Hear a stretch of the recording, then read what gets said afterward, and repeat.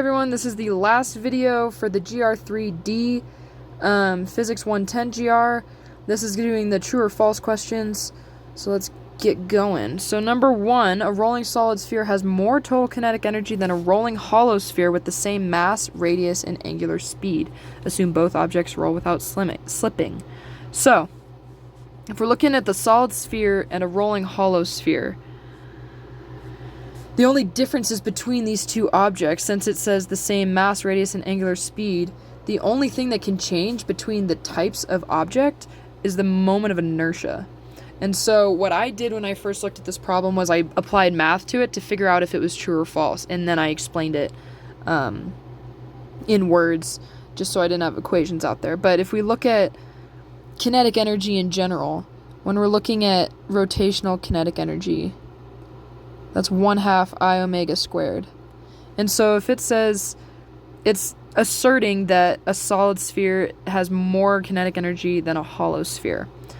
So all things being the same, the only thing that changes is the I in this case. So we have to look at the I for a solid sphere and the I for a hollow sphere.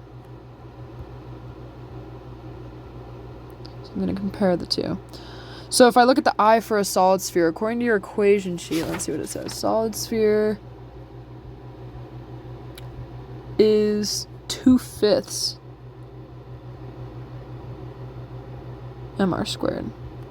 And a hollow sphere, I is 2/3 mr squared. Okay, so if we plug this into our kinetic energy equation, we can figure out which item has the higher kinetic energy and then see if the statement is true or false. So kinetic energy in this case would be 1/2 times 2/5 mr squared omega squared. In this case it would be kinetic energy is 1/2 2/3 mr squared omega squared. Okay, if we simplify this, we get the 2's to cancel and we're left with 1/5 mr squared omega squared. This simplifies, if we cancel the 2's, we're left with 1/3 mr squared omega squared. So, this is saying that a solid sphere has higher kinetic energy than a rolling hollow sphere. If we look at this, mr squared omega squared is the same in both of these, so we just have to look at these coefficients, 1/3 and 1/5. So this is saying, in order for this statement to be true, 1/5 has to be greater than 1/3. Well, 0.2, is that greater than 0.3? I don't think so. So, this question was false. You can explain it with words using the same thing, but you're pretty much just comparing the coefficients of the moments of inertia of the two objects and seeing that when plugged into the kinetic energy equation, 1/5 is not bigger than 1/3, and so the solid sphere actually has less kinetic energy than a hollow sphere.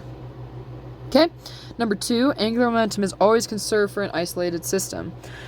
So this one, there's not a lot of math you can apply to it. It's pretty conceptual in terms of understanding angular momentum in general. And so the answer to this question is that it is true. Angular momentum is always conserved for an isolated system. The reasoning behind that is because an isolated system means that there's no external forces acting on the object. Like friction or something like that would influence the object in any other way. But if there's no external forces on an object, then momentum is conserved, and that's just how momentum works, the conservation momentum works. And so you just have to put 2 and 2 together and know, okay, angular momentum is conserved when there's no external forces, and an isolated system means that there are no external forces. So that's kind of the logic behind that one. The answer to this one is true. I think I answered it in about one sentence. I said, if no external forces are acting on a system, angular momentum is conserved, and therefore, since an isolated system means no outside forces are affecting the system, angular momentum is conserved for an isolated system. So, not a lot of explanation you have to do there.